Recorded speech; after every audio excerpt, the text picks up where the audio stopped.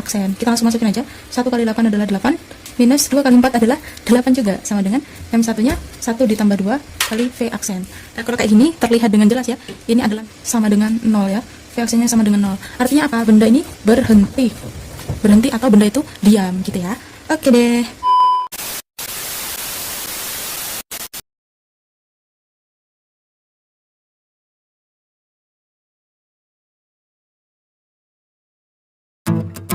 Lanjut di nomor 6. Oke, soal nomor 6, apa aja yang diketahui itu? Sebuah bola jatuh dari ketinggian 4 meter, kemudian dipanturkan kembali hingga mencapai ketinggian 1 meter. Ya, berarti dia H1-nya sama dengan 4 meter, H2-nya sama dengan 1 meter. Oke. Dipantulkan kembali hingga mencapai ketinggian 1 meter. Tentukan tinggi setelah pemantulan ketiga. Oke deh. Berarti kalau ini H2 ini sebagai pantulan pertama, berarti sampai pantulan ketiga itu kita mencari H3 dan H4. Ya, karena ini tinggi yang sebenarnya, ini sebagai pantulan pertama, ini pantulan ketiga, ini pantulan pertama, pantulan kedua, pantulan ketiga gitu ya. Oke deh. Sekarang untuk menghitung, ini adalah tumbukan lenting sebagian ya. Perumusannya adalah E sama dengan akar H2 per H1. Kita langsung masukin aja persamaannya. H2 per H1 sama dengan H3 per H2. Nah, karena ini sama-sama akar, maka akarnya diilangin aja. Langsung aja masukin H2-nya, 1 per H1-nya 4 sama dengan H3 per H2-nya tadi berapa? 1. Maka ini kita kalikan silang aja. 4H3 sama dengan 1. H3 sama dengan 1 per 4 meter. Nah, ini untuk H3 aja. Nah, sekarang H4-nya berapa? Untuk mencari H4, kita pakai persamaan yang sama. Berarti kita mulai dengan H3 per H2 sama dengan H4 per H3. Gitu seterusnya ya. Mau kalian suruh mencari pantulan yang keempat, yang kelima, yang keenam, kayak gitu caranya. Oke, H3-nya adalah 1/4 per H2, 1 sama dengan H4 per H3-nya 1/4. Maka H4 sama dengan 1/4 dikali 1/4. Ini ya, kali silang. Berarti berapa? H4 sama dengan 1/8 meter. Oke deh, itu sampai di soal yang nomor 6. Oke, kita lanjut aja di dua soal yang terakhir ya, nomor 7 dan 8. Sorry, ini udah saya tulis tadi ada masalah dengan kamera. Aku kirain udah terekam, ternyata belum. Ini soalnya ya. Oke, untuk soal nomor 7 itu kalian bisa lihat gambarnya ya, ada orang yang sedang mendorong balok. Nah, kayak gitu tuh gambarnya. Oke, yang diketahui adalah F40 Newton, M-nya 8 kg, sudut tetanya yang dibentuk oleh orangnya terhadap horizontal itu 37 derajat, dan S-nya adalah 18 meter. Jadi balok dapat dipindahkan sejauh 18 meter. Nah, soal ini adalah soal terapan ya. Soal terapan untuk mencari impuls. Nah, sekarang gimana caranya untuk mencari impuls? Buat kalian yang masih belum paham, yang masih baru-baru belajar, ini sangat berguna banget untuk membantu ya. Menulis yang diketahui itu sangat berguna banget untuk membantu. Nah, oke, sekarang kita lihat untuk mencari impuls itu yang kita butuhkan itu apa aja sih gitu ya. Mencari impuls itu kan kita butuh I sama dengan F dikali T, bener nggak? Ya kan? Atau I sama dengan M dikali delta V, gitu kan? Nah, sehingga tugasnya kita itu kan mencari antara T sama V ya, karena yang lainnya sudah ada gitu.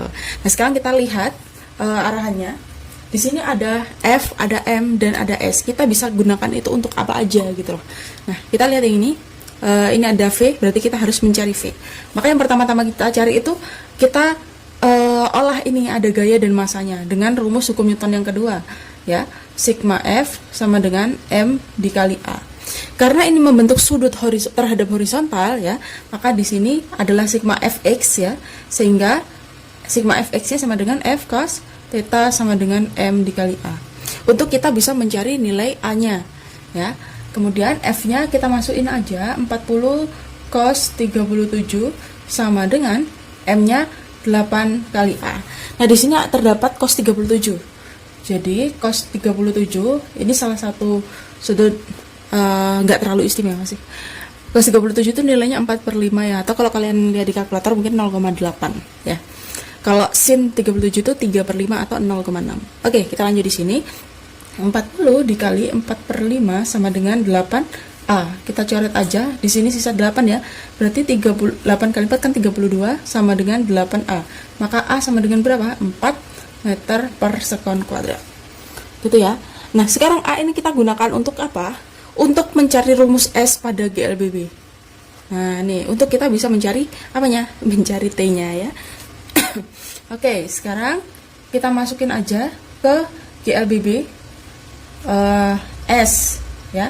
S sama dengan V0T plus setengah AT kuadrat. Kita mau cari T-nya berapa gitu.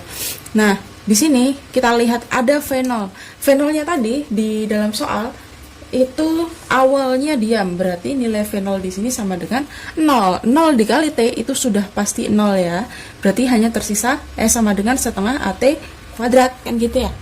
Oke, sehingga nilai S-nya kita masukin aja 18 sama dengan setengah kali 4T kuadrat. Ya enggak? Ini setengah kali 4 saya coret aja, sisa 2. Maka T kuadrat sama dengan 2 ini dipindah ke sini ya. 18 per 2 berapa? 9. Ini kurang jelas ya. T-nya 18 per 2 sama dengan 9. Ini masih baru T kuadrat. Berarti T sama dengan akar 9 sama dengan berapa? 3. Udah kan? Apa udah cukup sampai sini? Belum. Baru kita masukin ke persamaan impulsnya. I sama dengan F dikali T ya. Maka I sama dengan F-nya masukin 40 dikali 3 sama dengan berapa? 120 Newton second. Nah, ini besarnya impulsnya. Oke, paham ya? Kita lanjut di soal nomor 8. Nah, ini soal terapan yang terakhir. Kalian bisa lihat di situ ada gelas, anggap aja gelasnya ini satu gini ya. Kemudian dia pecah menjadi 2. Karena ada ledakan, pecahnya yang satunya ke kiri dan yang satunya lagi ke sisi yang lainnya. Oke, gitu ya. Yang kita tahu dulu, diketahui mula-mulanya ada satu gelas yang utuh itu, tabung yang utuh itu masanya adalah berapa itu? 6 ya? 6 kg. Sampai akhirnya dia pecah ya. Dia pecah menjadi 2 kg dan 4 kg. Saya bisa gambarkan lagi simulasinya seperti ini ya. Ini ada 4 kg, 2 kg. Yang ini ke arah sini dan ini ke arah sono ya. Oke, kemudian V-nya ya. V-nya ini adalah V setelah pecah, berarti V setelah tumbukan. Ini saya kasih sebagai V1, ini V2 ya. Maka ini V1 aksen, ini M1, ini M2. Maka ini V1 aksennya adalah berapa itu? 10 meter per sekon kuadrat ya. 10 meter per sekon, sorry. 10 meter per sekon. Tentukan besar dan kecepatan arah pecahan lainnya. Berarti yang ditanya adalah V2 aksen. Nah, sebenarnya ini tuh gampang aja, sama seperti soal-soalnya sebelumnya, untuk mencari momentum setelah tumbukan. Nah, sehingga sekarang kita jawab. Oh ya, Dedek, kemarin tadi kan kita udah belajar dengan hukum kekekalan momentum ya, di mana P sama dengan P aksen kan gitu. Momentum sebelum sama dengan momentum sesudah. Kalau misalnya kalian pusing dengan jawaban yang panjang bertumpuk-tumpuk, kalian bisa pakai kayak gini satu-satu. Kalian tuliskan sebelum tumbukan. Tumbukan. Biasanya itu kan kalau misalnya langsung hitung terlalu panjang itu pusing ya, padahal lebih cepat. Tapi nggak apa-apa. Ini aku kasih cara yang kedua ya. Sebelum tumbukan, dikelompokkan. Sebelum tumbukan, apakah terjadi pergerakan? Apakah terjadi perubahan pada bendanya? No, karena bendanya diam. Terjadi reaksi tapi bendanya diam. Nah, di dalam fisika kalau sistem itu tidak bergerak atau berpindah tempat, maka dia V-nya sama dengan 0 ya, atau tidak bergerak sama sekali. Sehingga kalau dia tidak bergerak, maka P sebelum tumbukan bernilai 0 gitu ya. Baru kemudian sesudah tumbukan. Oke, berarti P aksennya ya. P aksen nilainya berapa? M1 V1 aksen plus M2 V2 aksen. Plus minus ya. Nah, karena ini arahnya berlawanan ya, maka yang V1 ini karena arahnya ke kiri, yang saya pakai adalah minus ya. yang V2-nya ke kanan, berarti dia plus, gitu ya. Maka saya tuliskan aja di sini, M1-nya kan 2 kali V1 aksen. V1 aksennya min 10. Sekali lagi, ini kenapa min? Karena dia ke kiri ya. Kemudian yang V2-nya ke kanan, dia bernilai plus. M2-nya berapa? 4 kali V2 aksen. Nah, berarti ini min 20 plus 4V2 aksen. Ini untuk nilai P aksennya. Udah jelas ya? Nah, baru kita masukin ke ini nih. Ke persamaan momentum.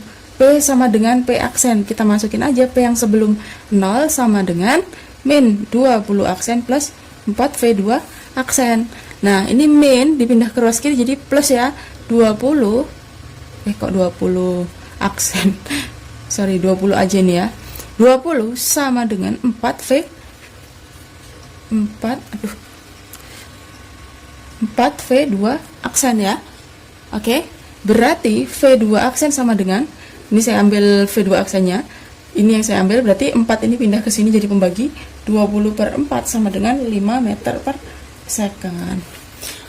Oke, jelas ya. Nah, jadi kalian harus rajin untuk berlatih. Nah, perhatikan baik-baik, dan kemudian kalian harus lihat apa aja yang diketahui untuk membentuk kerangka berpikir kita, jalan mana yang harus ditempuh gitu ya, dengan cara yang seperti apa gitu. Oke, tetap semangat untuk berlatih, jangan lupa untuk terus semangat belajar, jangan menyerah karena melihat soal yang sulit. Oke, good luck.